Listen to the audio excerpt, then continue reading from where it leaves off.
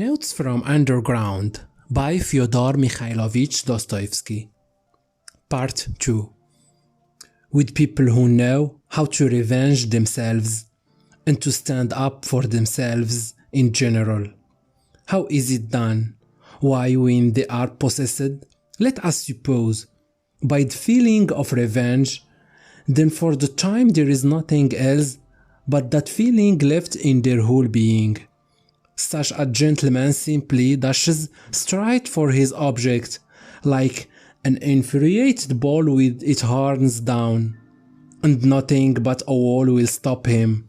By the way, facing the wall, such gentlemen, that is the direct persons and men of action, are genuinely nonplussed. For them a wall is not a division. As for us people who think and consequently do nothing, it is not an excuse for turning aside, an excuse for which we are always very glad, though we scarcely believe in it ourselves. As a rule, no, they are nonplussed in all sincerity. The wall has for them something tranquilizing, morally soothing, final, maybe even something mysterious, but of the wall later. Well, such a direct person I regard as the real normal man, as his tender mother nature wished to see him when she graciously brought him into being on the earth. I envy such a man till I am green in the face. He is stupid, I am not disputing that, but perhaps the normal man should be stupid. How do you know?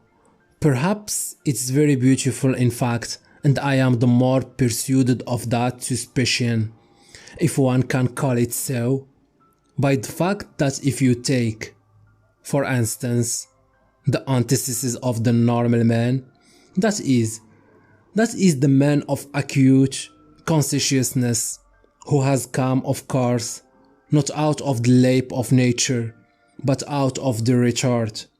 This is almost mysticism, gentlemen, but I suspect this too. This retort made man in something so nonplussed in the presence of his antithesis, that with all his exaggerated consciousness, he genuinely thinks of himself as a mouse and not a man. It may be an acutely conscious mouse, yet it's a mouse, while the other is a man, and therefore, etc. And the worst of it is, he himself, his very own self, looks on himself as a mouse. No one asks him to do so, and that is an important point. Now, let us look at this mouse in action.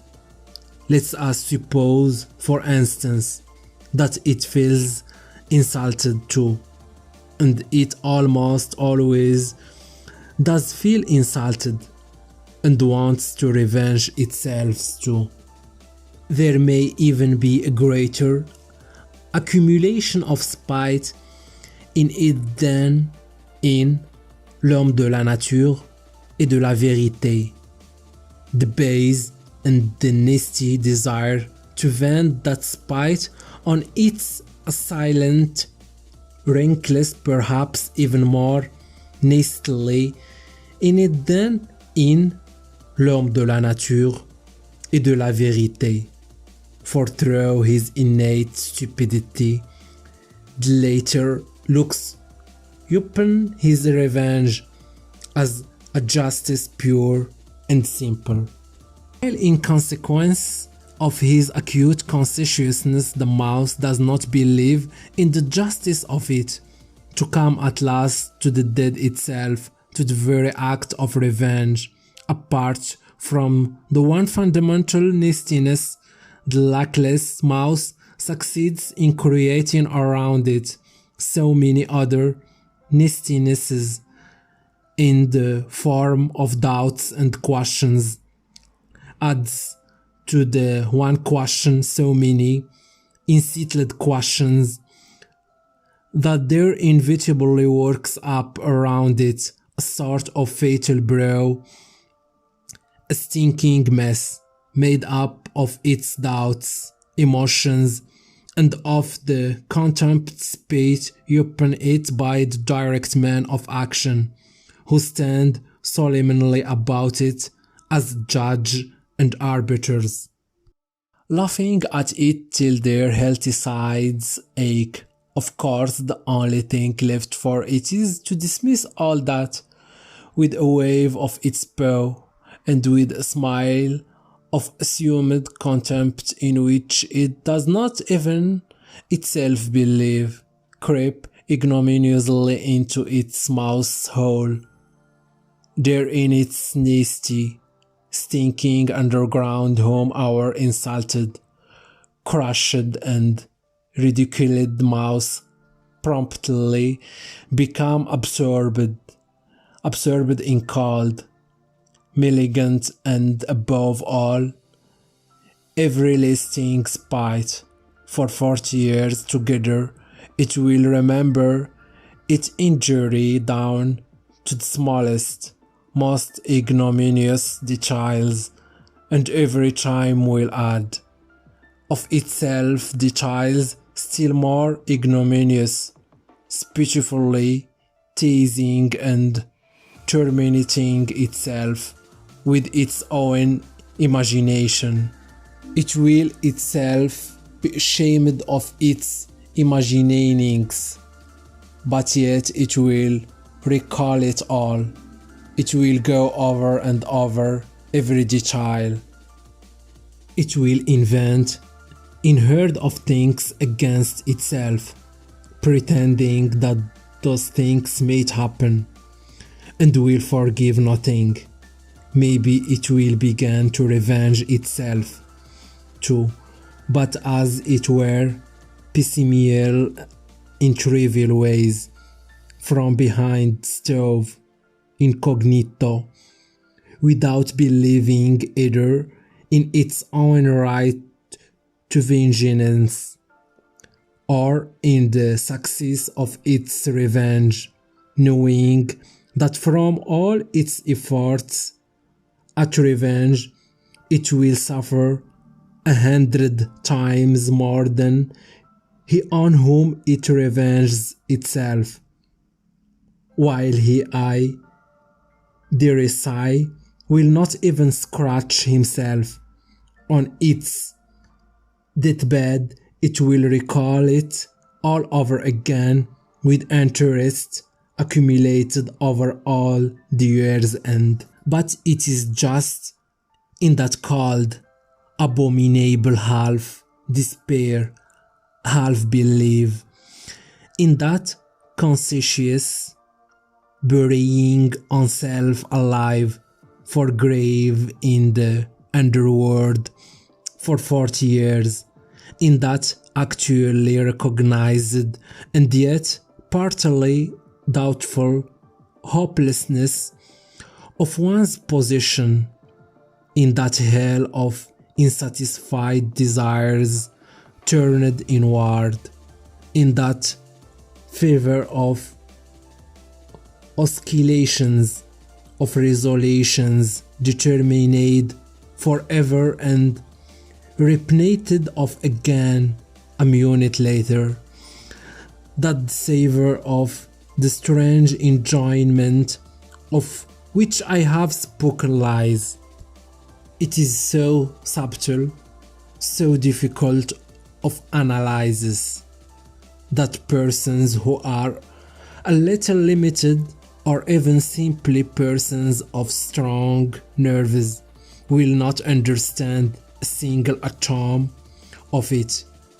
Possibly, you will add on your own account with a grin. People will not understand it either, who have never received a slap in the face, and in that way you will politely hint to me that I too perhaps have had the experience of a slap in the face in my life, and so I speak as one who knows.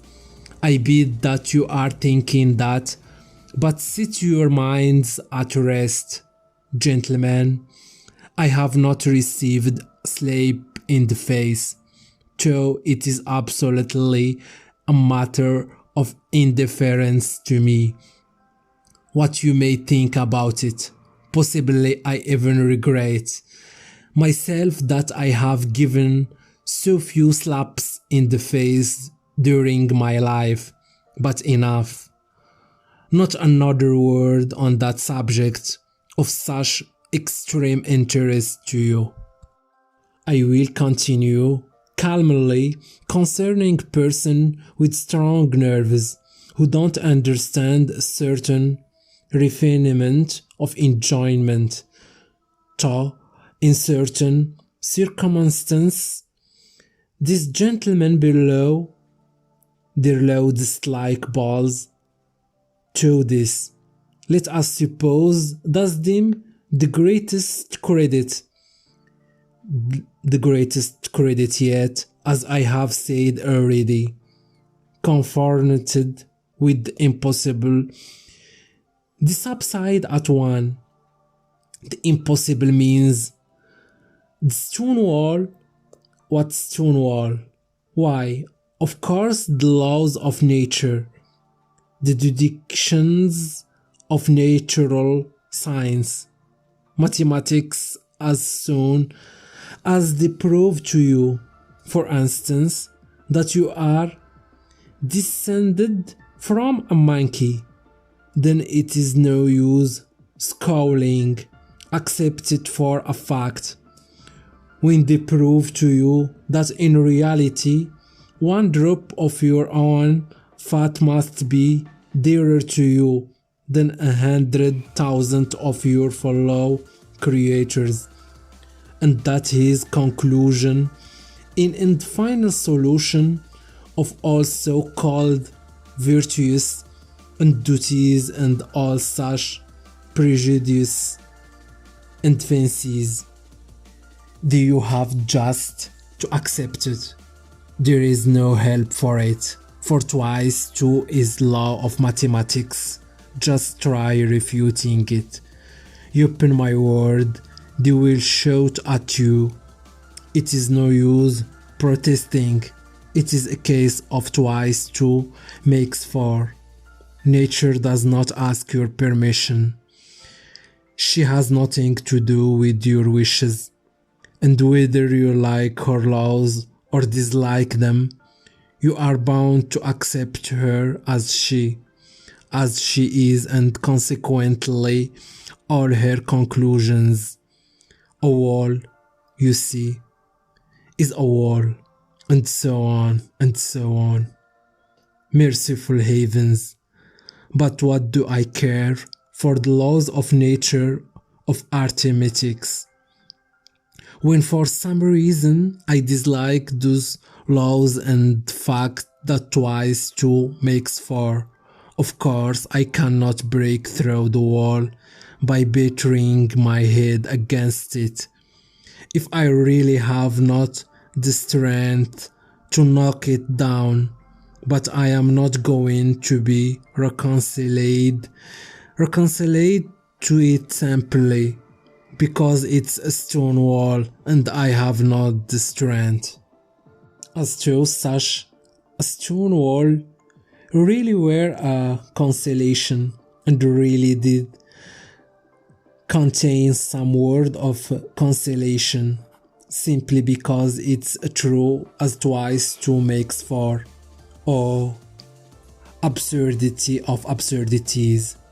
How much better it's to understand it all, to recognize it all the impossibilities, and stone wall not to be reconciled to one of those impossibilities and stone walls if it disgusts you to be reconciled to it by the way of the most inevitable logical combinations, to to reach the most revolting conclusions on the everlasting theme that even for the stone wall you are yourself somehow to blame. So again, it's clear as day you are not to blame in the least, and therefore grinding your teeth in silent importance to sink into luxurious inertia, brooding on the fact that there is no one even for you to feel vindictive against, that you have not and perhaps never you will have an object for your spite that is sleight of hand, a bit of juggling, a card sharper's trick, that it is simply a mess, no knowing what, no knowing who. But in spite of all this uncertainties and jugglings, still there is an ache in you, and the more you don't know, the worse the ache. Hey, you will be finding enjoyment in toothache next. You cry with a laugh. Well, even in toothache, there is enjoyment. I answer I had toothache for a whole month, and I know there is. In the case of course, people are not speechful in silence, but moan. But there are not candid moans. There are malignant moans, and the malignancy in the whole point, the enjoyment of the sufferer, finds expression in those moans. If he did not feel enjoyment in them, he would not moan. It is a good example, gentlemen, and I will develop it. These moans express in the first place all the aimlessness of your pain, which is so emulating to your consciousness. The whole legal system of nature, of which you spite disdainfully, of course, but from which you suffer all the same, while she does not. They express the consciousness that you have no enemy to punish, but that you have pain. The consciousness that in spite of all possible wagnehims, you are in complete slavery to your teeth, that if someone wishes it, your teeth will leave off aching, and if he does not, they will go off aching another 3 months, and that finally, if you are still contumacious and still protest, all that is left you for your own gratification, it is to trash yourself or beat your wall with your fist as hard as you can, and absolutely nothing more. Well, this mortar insults these jeers of the part of someone unknown, and at last in the enjoyment, which sometimes reaches the highest degree of voluptuousness, I ask you, gentlemen, listen sometimes to the mouth of an educated man of the 9th century suffering from toothache on the 2nd or 3rd day of the attack, when he is beginning to moan, not as he moaned on the first day. That is not simply because he has toothache, not just as any coarse peasant, but as a man affected by progress and European civilization, a man who is divorced from the soil and the national elements. As they express it, nowadays his mounds become nasty, disgustingly malignant, and go on for whole days and nights. And of course, he knows himself that he is doing himself no sort of good with his mounds.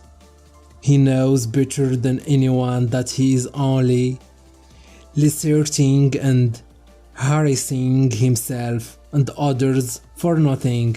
He knows that even the audience before whom he is making his efforts and his whole family